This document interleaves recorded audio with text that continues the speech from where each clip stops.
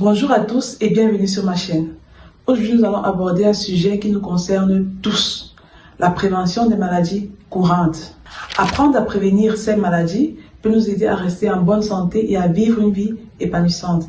Dans cette vidéo, je vais vous partager 8 méthodes efficaces pour prévenir ces maladies et renforcer votre système immunitaire.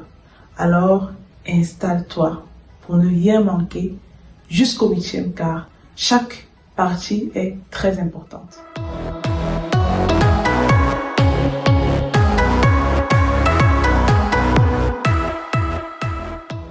Bienvenue sur cette chaîne, moi c'est Nana, étudiante en 5e année médecine. Ici on apprend et on se challenge. Alors si ça t'intéresse d'apprendre ou alors tu aimes bien les challenges, je t'invite à t'abonner, à surtout activer la cloche de notification pour ne manquer aucune de mes prochaines vidéos car du lourd arrive. Je t'invite également à liker la vidéo et à commenter car ça me fera énormément plaisir. Et ensemble, on pourra partager en commentaire si tu as des questions, si tu as un avis à donner ou quoi que ce soit, je serai en commentaire. Alors, n'hésite pas à laisser un petit commentaire et même pour commencer, juste un petit cœur déjà, ne serait pas mal.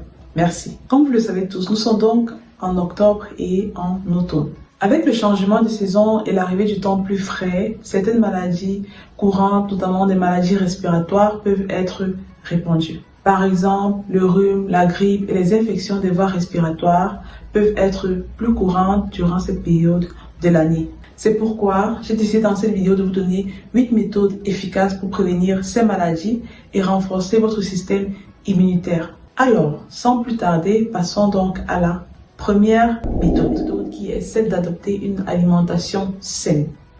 Vraiment, ça c'est vraiment la méthode la plus évidente, on va dire, parce que tout le monde sait qu'il faut adopter une alimentation saine. Mais malheureusement, beaucoup de personnes négligent ce détail ou cette partie qui est très importante. Pourtant, si on veut avoir un système immunitaire en pleine forme, qui pourra donc nous protéger ou alors moins nous exposer à certaines maladies courantes. Il est bien nécessaire de manger une variété de fruits et légumes, de grains entiers et de protéines maigres, de limiter la consommation d'aliments transformés riches en sucre et en graisse pour avoir déjà un bon apport en vitamines et minéraux, pour avoir une pleine forme et une bonne santé, pour avoir un système immunitaire bien boosté.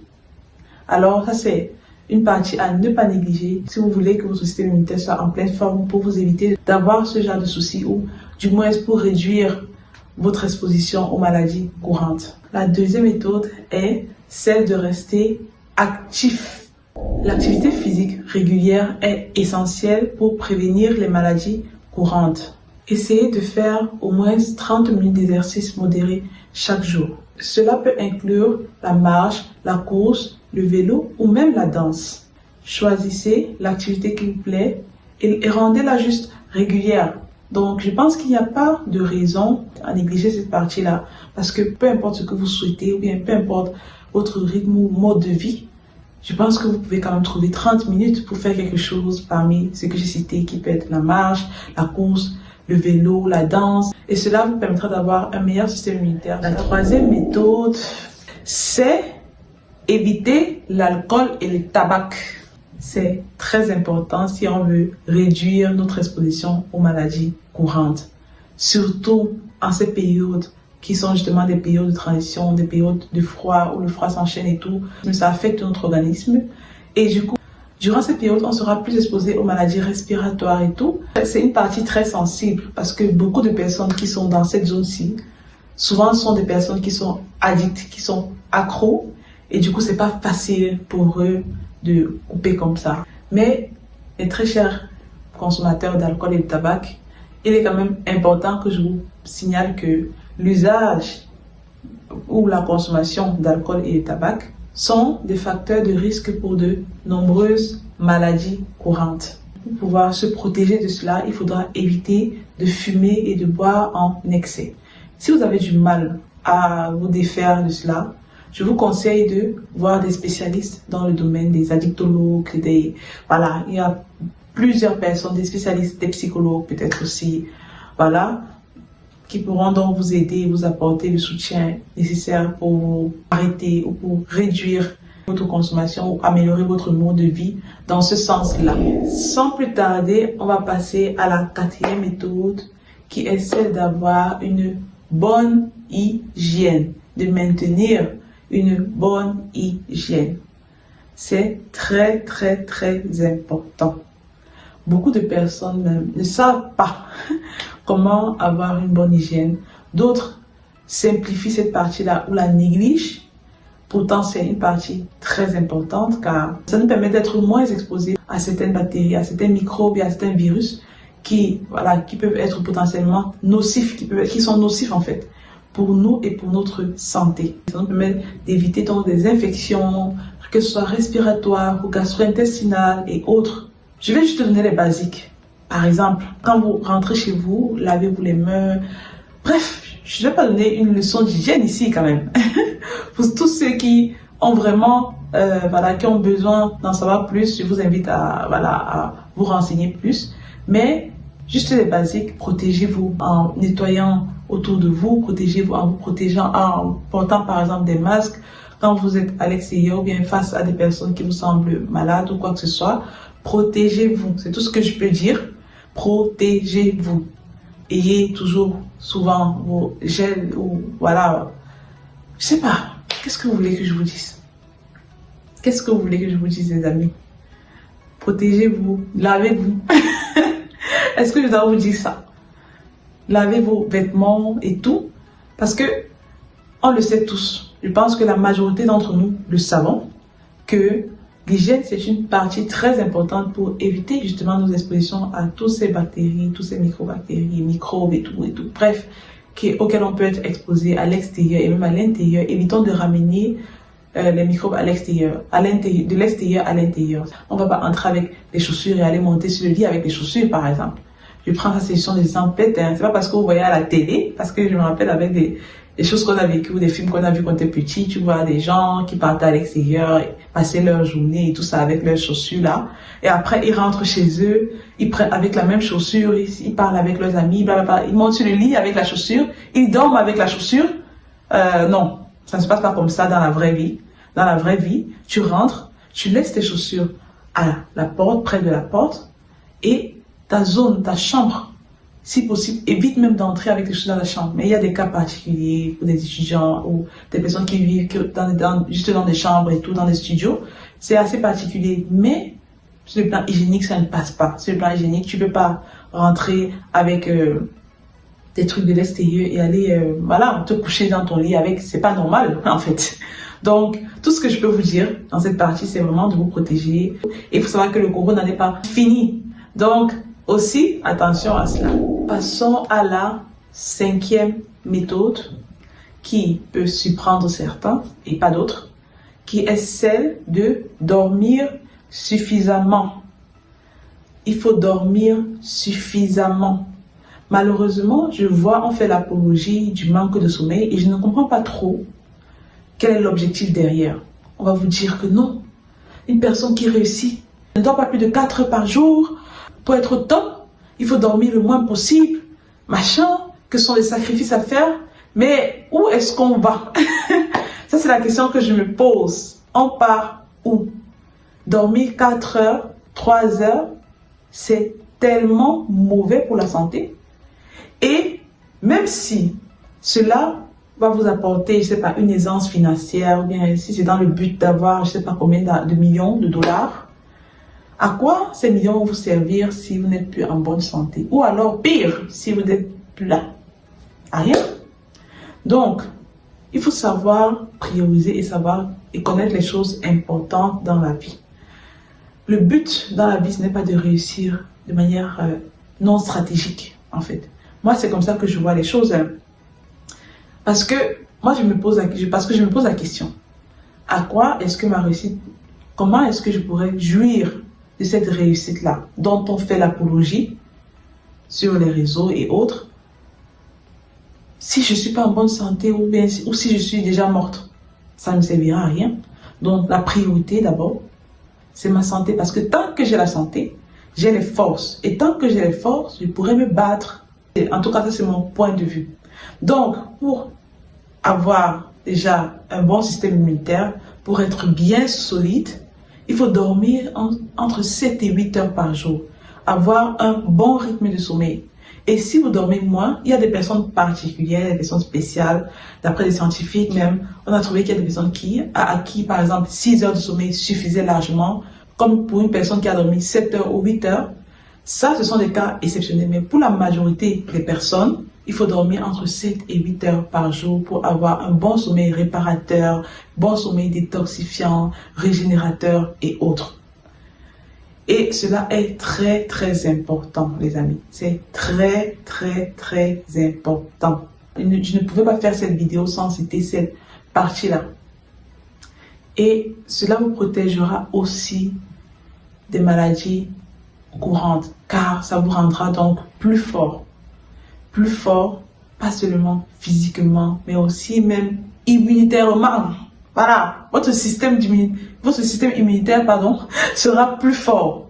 Votre cerveau même, parce que c'est pas le sujet, mais même votre cerveau, tout sera plus fort.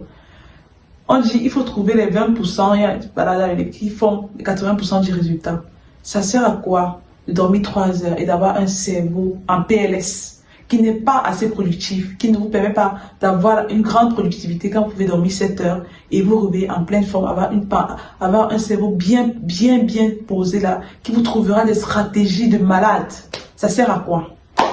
Vous allez travailler dans le vide, Donc, bref, je ne vais pas m'éparpiller parce que ça c'est un peu un sujet très sensible pour moi, parce que je vois trop ça sur les réseaux sociaux, l'apologie toxique de la destruction des personnes. On vous dit que non, il ne faut pas faire ça. Vous devez être seul. Est-ce que vous connaissez les effets de la solitude sur la santé? Est-ce que vous connaissez? Oh, vous devez dormir 3 heures par jour. Est-ce que vous connaissez les effets du manque de sommeil sur la santé? Pardon, il faut que je calme mon cœur. On passe à la méthode suivante, parce que là, ça c'est un sujet, je pense que parce que c'est pas trop lié à la santé, ou même c'est lié à la santé. Donc du coup, je pense que je vais peut-être en parler. Dites-moi en commentaire si c'est un sujet qui vous intéresse et on en reparlera. Je n'ai pas envie de passer à une autre méthode sans vous donner quelques astuces, parce que c'est vrai qu'il y a d'autres qui peut-être le font exprès, pour quelle raison, comme j'ai dit là, cité avant, mais il y a des gens qui ont du mal à dormir suffisamment parce que soit leur cycle de sommeil a été déréglé pendant longtemps, parce qu'ils font des travaux qui les empêchent d'avoir un sommeil régulier de 7 heures de temps et autres. À cela, je vous conseille des pratiques de relaxation. Il y a plusieurs pratiques: méditation, yoga, relaxation, autres. Mais si c'est compliqué pour vous et si vraiment vous avez du mal à dormir, je vous conseille de consulter un spécialiste qui pourra donc vous accompagner dans votre démarche, qui pourra vous aider à trouver un sommeil apaisant et réparateur. Parce que oui, malheureusement, il y a aussi des personnes, pendant que d'autres se font lobotomiser le cerveau avec il faut dormir 3 heures par jour, là, d'autres essayent de dormir même 4 heures, 5 heures, 6 heures et n'y arrivent pas. Et c'est vraiment dommage pour eux et c'est un réel problème que certaines personnes peuvent rencontrer. Consultez un spécialiste qui vous aidera à résoudre ce problème-là. Et forcément, il y a toujours une solution, je pense, à tout. Ça, c'est mon avis. Moi, je me dis, il y a toujours une solution. Et je pense que vous trouverez une solution à votre problème. À vous, je vous dis aussi du courage. Parce que je me dis que ça ne doit pas être très facile pour vous. Beaucoup de courage à vous. Passons donc à la 6e méthode qui est gérer le stress. Le stress qui peut justement être l'un des facteurs des troubles de sommeil. Le stress est un grand perturbateur endocrinien. C'est-à-dire que le stress, vraiment, c'est ce qui va venir changer tout le rythme hormonal de votre organisme. C'est ça qui va venir vous déstabiliser à tous les niveaux, qui va venir vous détruire. Le stress, c'est un poison silencieux et très dangereux, en fait. Il faut faire très attention au stress et c'est pour cela que le stress n'est pas à négliger. À la base, le stress existe parce qu'il est utile à l'homme, il est important pour l'homme, pour la survie de l'homme et tout. Mais quand c'est trop, ça peut être donc très nocif, ça peut s'avérer très nocif. Et du coup, ça peut détruire ou bien déstabiliser notre système immunitaire, nous rendre plus faibles, nous rendre donc plus exposés aux maladies courantes. C'est vraiment une partie à ne pas négliger. Il faut vraiment éviter ou toujours essayer de réduire son stress. ne pas laisser son stress l'emporter, on va dire. Et pour cela, il y a plusieurs méthodes. Il y a des méthodes de relaxation, de méditation. Et des méthodes de relaxation comme la méditation, le yoga, vous pouvez même faire des massages, le sport. Le sport aide aussi énormément à réduire le stress. Et si vraiment vous avez, parce que il y a toujours des cas extrêmes, si vraiment vous avez du mal à vous en débarrasser, consultez des spécialistes qui pourront vous aider. Parce que quand vous voyez que vous essayez de faire quelque chose de vous-même pour vous en sortir, qui concerne votre santé, que ce soit mentale, physique et autres, et c'est compliqué, mes amis, allez voir des spécialistes, allez voir, demandez de l'aide. N'hésitez pas à demander de l'aide parce que c'est très, très, très important. C'est mieux ça que de rester mourir à petit feu dans son coin. La septième méthode est de réduire l'exposition aux toxines. Et dans ce cas spécifique, je ne vais pas parler vraiment du côté hygiène, mais je vais dire, ici, je voulais vous dire qu'il faut réduire votre exposition aux compositions chimiques qui peuvent être potentiellement toxiques pour vous. Essayez d'utiliser par exemple des nettoyants plus naturels, éviter les pesticides, par exemple, ou alors filtrer de l'eau que vous buvez. Ça, ce sont aussi des bases, parce que quelqu'un peut être très propre, très hygiénique, mais laissez passer ces détails-ci. Et pourtant, c'est aussi important. Tu peux être propre, mais être trop exposé aux toxines qui sont dangereuses en fait pour ta santé, car les compositions chimiques ne sont pas très bonnes pour ta santé. Il y a tellement plus à dire sur ce sujet, mais bon, je pense que vous avez globalement compris ce que j'essaie de vous dire. Et continuons pour la méthode 8, qui est donc la dernière méthode. La méthode 8 est celle de consulter régulièrement un professionnel de la santé. En fait, il est très important de souvent consulter un professionnel de la santé, de faire souvent un bilan, car il y a des maladies qui peuvent s'avérer silencieuses. Comme on dit, mieux vaut prévenir que guérir. Allez-y, allez voir le médecin de temps en temps, faites un bilan périodique. Quand le médecin voit si tout va bien dans votre organisme, s'il y a des carences, c'est très important. Et je sais que grâce à cela, on peut éviter beaucoup de problèmes. Et en suivant ces 8 méthodes, vous pouvez réduire considérablement vos chances d'avoir des maladies courantes et même plus, d'avoir beaucoup de maladies en fait. J'espère que cette vidéo vous a plu, j'espère que vous avez appris pas mal de choses et c'est mon but dans chacune de mes vidéos, que sur le plan de la santé, vous soyez plus armés, que vous soyez plus forts ou voilà, que vous soyez plus cultivés afin de prévenir certains cas. J'espère que cette vidéo en aidera plus d'une. Et pour cela, à toi qui regardes la vidéo, je te demande de partager la vidéo. Pars dans tes groupes d'amis sur WhatsApp, dans tes groupes de je sais pas où, sur Facebook. Partage ma vidéo, partage le lien car elle en aidera certainement plus d'une personne. Sur ce, on se dit à la prochaine pour une prochaine vidéo. Je t'invite donc à t'abonner car du lourd arrive, à liker la vidéo, à partager la vidéo car elle en aidera certainement plus d'une. Franchement, cette fois-ci, si avant tu ne partageais pas, partage au moins.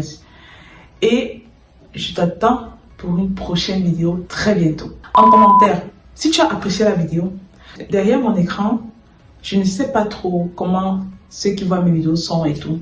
Et je sais qu'il y a des gens qui n'aiment pas trop parler.